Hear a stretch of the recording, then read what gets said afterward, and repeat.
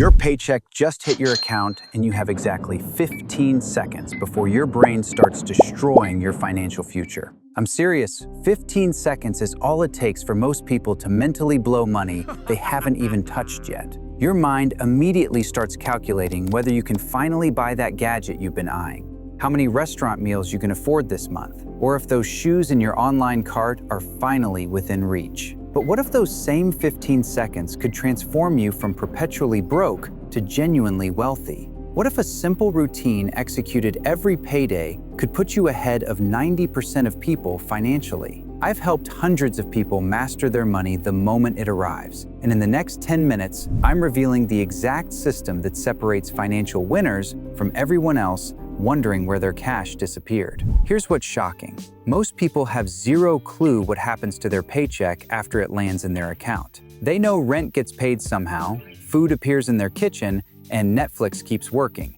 But beyond that, it's complete financial chaos. They get excited when it arrives, spend most of it on random shit they probably don't need, then spend the next 2 weeks eating cereal for dinner and obsessively checking their balance. Meanwhile, successful people do something completely different. They have a system that kicks in the moment their paycheck arrives. It's not complicated or fancy, but it works so well that once you start using it, you'll kick yourself for not doing this sooner. You need to think of your paycheck as more than just money you earned. It's your future financial freedom delivered in monthly installments. Every single dollar is a building block that either contributes to your wealth or vanishes into mindless spending. Most people approach this backwards. They pay bills, buy whatever they want, then try saving whatever's left over. Spoiler alert, nothing's ever left over.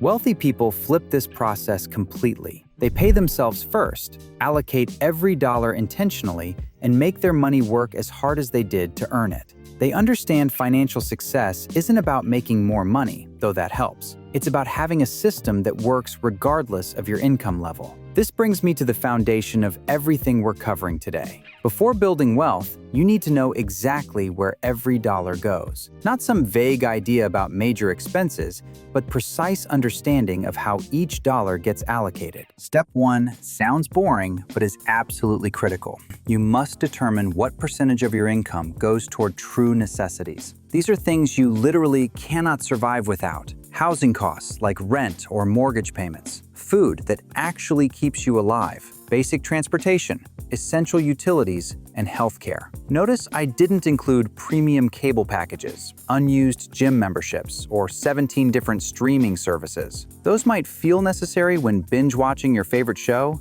but they're not required for survival. Here's where most people mess this up completely. They look at expenses and convince themselves everything is necessary. That expensive car payment becomes essential transportation. Daily coffee shop visits become productivity fuel. Weekly restaurant meals become crucial social activities. But here's the reality check you probably don't want to hear. If you're spending more than 60% of take-home pay on true necessities, you're either living somewhere too expensive for your income or calling luxuries necessities because it makes you feel better about spending choices. Let me give you a real example. Someone earning $75,000 yearly takes home roughly $47.50 monthly after taxes. If their rent is $1,800, car payment $400, and food $500, they're at $2,700 monthly expenses. That's 57% of take-home pay, which is reasonable for higher cost areas. But that same person might think they're barely scraping by if they're also paying for streaming services, eating out regularly, buying daily coffee, and making small purchases that seem insignificant individually, but add up to hundreds monthly. The key is brutal honesty about what you actually need versus what you want. Your future financial freedom depends on making this distinction clearly and consistently. Once you know your true necessity percentage, you know exactly how much money you have available for everything else. And everything else is where wealth-building magic happens. Step 2 happens before you think about spending on anything fun or optional. You must stay current on any debt payments. This isn't about paying off all debt immediately, though that's certainly worthy. This protects your credit score and avoids late fees that destroy financial progress. Your credit score is your financial reputation, and it affects almost everything. It determines mortgage interest rates, car loan qualification, apartment rental approval, and sometimes even job eligibility. Here's something surprising about credit scores. The difference between excellent and terrible credit management often comes down to one missed payment. Making 99% of payments on time is considered good. Drop to 97% and your credit score tanks dramatically. In school, 97% gets you an A+. In credit scoring, it labels you high risk. The credit system is unforgiving, but rules are simple. Make minimum payments on time every time, and your credit score handles itself. This step isn't glamorous and won't make you feel wealthy, but it's absolutely essential for long-term financial success. Consider it the foundation everything else builds upon. Now we talk about something most people completely ignore until too late: building an emergency fund. Emergency funds are about as exciting as watching paint dry, but this might be the most important part of your entire financial strategy. An emergency fund is money set aside for when life throws curveballs, such as your car breaking down, your laptop dying, or your dog getting beat up by the neighbor's cat and needing emergency surgery on Tuesday. The goal is to have 3 to 6 months of living expenses saved in an immediately accessible account, not invested in the stock markets, not locked in certificates of deposit. Let's revisit our earlier example. If someone's monthly necessities cost $2,700, their emergency fund should be between $8,000 and $16,000. That might sound impossible if you're living paycheck to paycheck, but remember, you're not saving it all at once. Here's what nobody mentions about emergency funds. They're not just about money, they're about peace of mind. When you have 3 to 6 months of expenses and savings, you sleep differently at night. You walk into work with more confidence because you know if something happens to your job, you won't be eating ramen and living in your car next month. Most people mess this up by thinking their emergency fund needs amazing returns. So they invest it in risky assets or lock it in accounts they can't access quickly. Then when actual emergencies happen, their money is either worth less than when they invested it or they can't access it without penalties. Your emergency fund should be liquid and boring. Put it in government-insured high-yield savings and call it done. You're not trying to get rich off emergency funds. You're trying to stay financially stable when life gets chaotic. Congratulations are in order.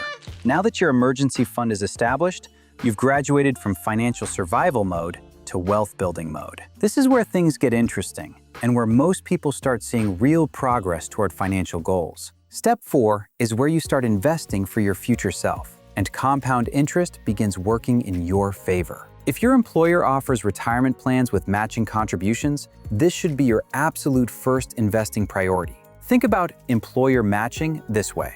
If your boss walked up monthly and offered free money in exchange for you putting some of your own money into retirement accounts, you'd think they'd lost their mind. But that's literally what employer matching is. It's free money most people leave on the table because they don't understand its power. Let's say your company matches 3% of salary and you make $60,000 yearly. If you contribute $1,800 annually to retirement, your employer also contributes $1,800. You just doubled your money instantly. Show me another investment guaranteeing 100% returns on day one. Beyond employer matching, aim to invest about 10% of gross income for retirement. This might sound like a lot if you're starting out, but remember, this money works for you over decades. The earlier you start, the less you need contributing monthly to reach retirement goals. Here's something mind-blowing about retirement investing. Someone starting to invest $300 monthly at age 25, earning 8% annually, will have around $1 million by 65. But waiting until 35 to start investing the same amount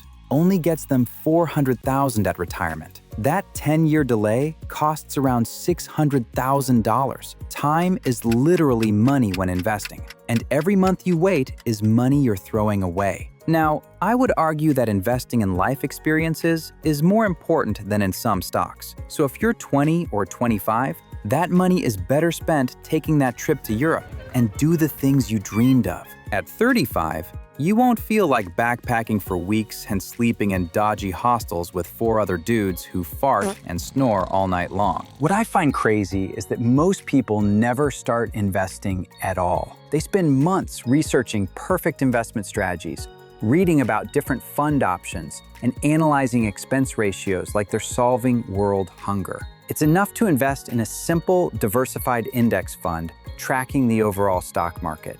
You don't need to pick individual stocks, time markets, or outsmart professional investors. You just need consistent investing and let compound interest do the heavy lifting. Once retirement investing is on autopilot, tackle any debt that's not your mortgage. This gets emotionally charged because debt often represents past mistakes or circumstances beyond control. There are two main debt payoff strategies, and both work if you stick to them. Before I reveal them, if you found this video useful, hit that like button and make sure you subscribe if you want to grow your wealth and become financial independent. The first method is the avalanche method, where you pay off debts with the highest interest rates first. Mathematically, this saves the most money in interest payments over time. Second is the snowball method, where you pay off the smallest debts first, regardless of interest rates. This isn't most financially optimal, but can be incredibly motivating because you see debts disappearing quickly,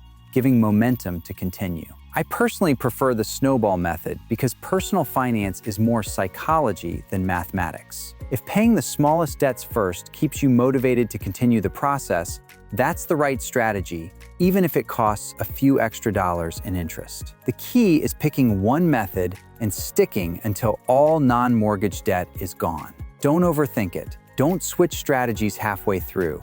And definitely don't ignore debt, hoping it magically disappears. After handling employer retirement matching and making debt payment progress, you can explore other investment options like opening your own retirement accounts or investing in taxable brokerage accounts. Roth retirement accounts are particularly attractive because all gains grow completely tax-free. You pay taxes on money you contribute now, but when you retire and start withdrawing funds, you won't owe taxes on growth. It's like planting a tree today and never paying taxes on fruit it produces for the rest of your life. The final step, tying everything together, is probably most important and separates people who actually build wealth from people who just talk about building wealth. You need to automate everything we just discussed. Here's the thing about willpower. It's like a muscle that gets tired throughout the day. You might wake up Monday ready to manage money like a monk, but by Thursday evening, that motivation evaporates like a gym membership in February. You'll say you'll move money to savings next week when you have more energy. But let's be honest, you're not the Duracell bunny. This is why automation is absolutely critical. When money moves automatically according to your plan, you remove human emotion and laziness from the equation entirely. Your money gets allocated properly, whether you're having a good day or terrible day, whether you're motivated or completely burned out. Here's how I handle automation, and you can copy this system exactly. When my paycheck hits checking, I let it sit exactly one day. Not because money needs time to settle, but because I'm paranoid about timing and want everything clearing properly. Then the day after getting paid, automatic transfers happen like clockwork. Predetermined amounts move from checking to savings. From there, other automatic transfers move money to specific goals. Some goes to emergency fund if I'm still building it.